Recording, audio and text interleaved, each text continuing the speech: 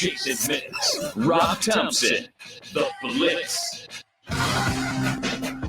It is the Blitz, 1250 ESPN San Antonio, 94.5 FM, ESPNSA.com. Maybe you're watching on our Facebook Live page, on YouTube. Either way, you definitely want to be able to watch this next segment. I'm Jason Minix. Rob Thompson has the day off. Our Rock the Mic champ and host of the Sunday Sports Grill, Quinn Hudson, is in for Rob. And it's the first time he gets to do this great segment that we do every Wednesday at 6 o'clock with our friends over at Southern Recipe Small Batch Pork Rinds. And Don Paul joining us now has always got the best setup because it looks like he's actually cooking stuff in his fan cave. What's up, Don? Hey, you know what? Anytime you can eat pork rinds, it's a good day, you know? So, and you know, pork rinds are great, as you know, because they're great keto. They're you know, low fat and virtually no carbs. So, you know, when you whip up anything, either right out of the bag or make a recipe. So, you know, this is going to be a great one.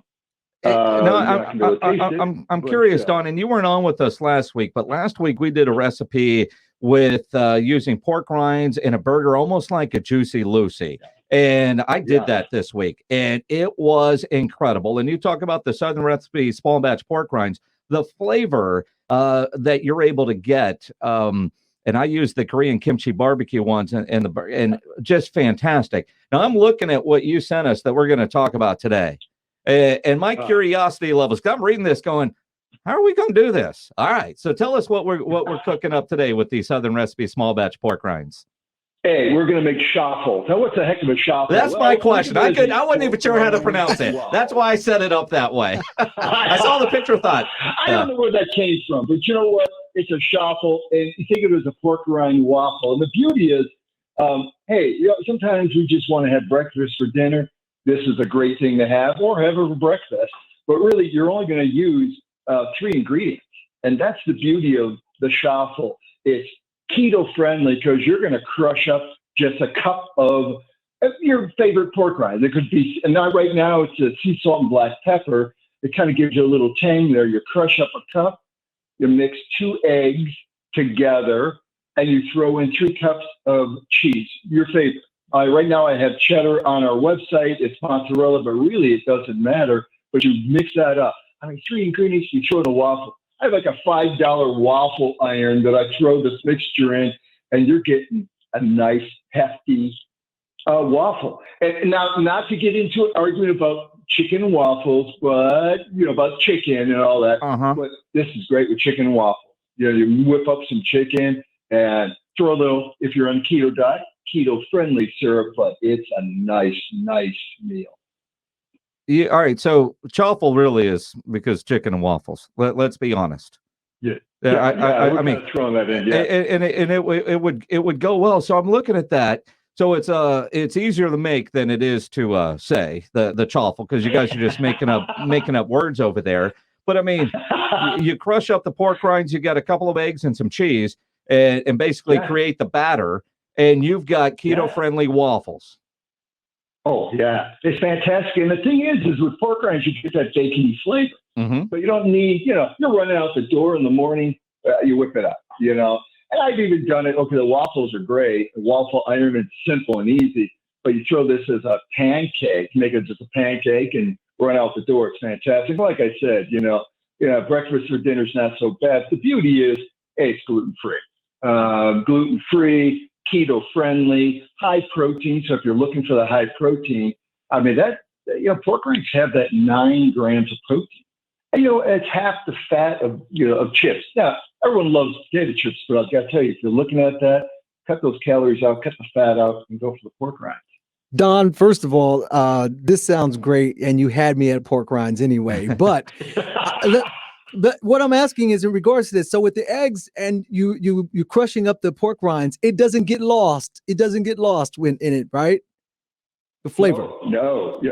No, you don't. It gets a nice flavor. Now, you know, on our site, our website, it's sea salt and cracked black pepper, which has a nice little, you know, that pepper gives it a nice little tang. But the Korean kimchi, I use the ancho chili, so it's a little spicier. So it really, it's where you want to go with it. And it doesn't. You have that little bacon flavor. You know, the eggs are in there, kind of bind it all together, and the cheese.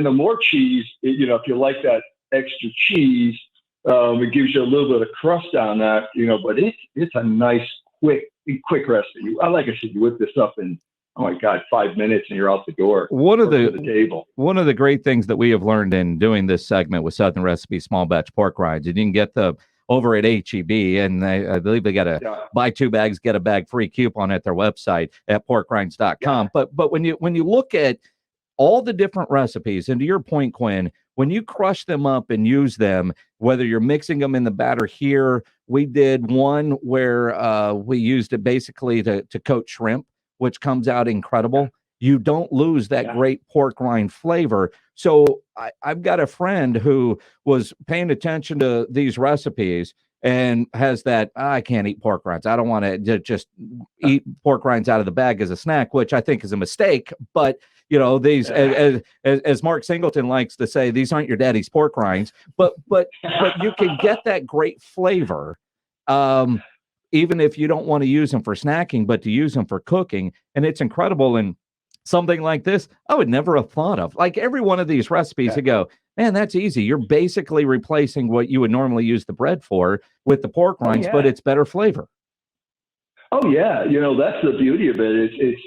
You replace the breadcrumbs, and that's why the gluten-free comes to play. Because if you have someone who is looking for that gluten-free and stay away from gluten, that's where pork rinds take over that breadcrumb, and it's a nice flavor, and it holds up really well. And again, whether you pick the bold flavors of Southern Recipe Small Batch, kimchi to habanero blackberry, which is kind of a sweet little spice, but you really get a lot of different ways to go on the flavor. That's why, that's what we say, it's bold and adventurous. Not really. It's just some great flavors that you can add to any recipe. It really is. And the great thing there is you use, a cup for that, and then you got the rest of the bag for your snacking, and it's fantastic. Yeah. Again, you can get Southern Recipe Small Batch Pork Rinds over at HEB.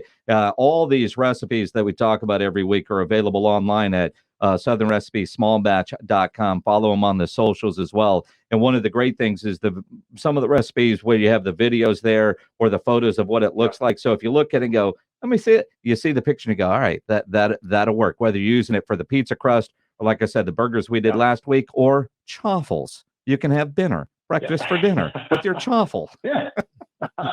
There we go. Don Paul from Southern Recipe Small Batch Pork Rinds. Appreciate this one. This one is going to get made again this week. And that burger that we talked about last week, incredible. Don, appreciate it, man. Enjoy the rest of that bag for the basketball games tonight. Bucks and Hawks game 1. Hey, we'll do it. Hey, thanks a lot, guys. Appreciate it. Don Paul from Southern Recipe Small Batch. Again, their website, southernrecipesmallbatch.com.